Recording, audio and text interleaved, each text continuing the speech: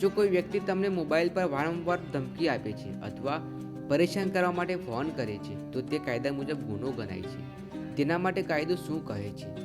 જો કોઈ તમને જાનથી મારવાની ધમકી, નુકસાન કરવાની, બદનામી કરવાની ધમકી આપે તો BNS ભારતીય ન્યાય સંહિતા કલમ 351, કલમ 352 હેઠળ ગુનો બને છે.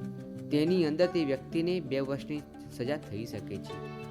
ફોનથી હેરાનગતિ કરવી, વારંવાર ફોન કરીને હેરાન કરવું, ગંદી ભાષામાં ગાળો બોલવી, ડરાવવું, હું તને મારી નાખીશ, આવી ધમકી, માનસિક તણાવ આપવો, તેની અંદર વ્યક્તિને ઓછામાં ઓછા 3 વર્ષની જેલ થઈ શકે છે.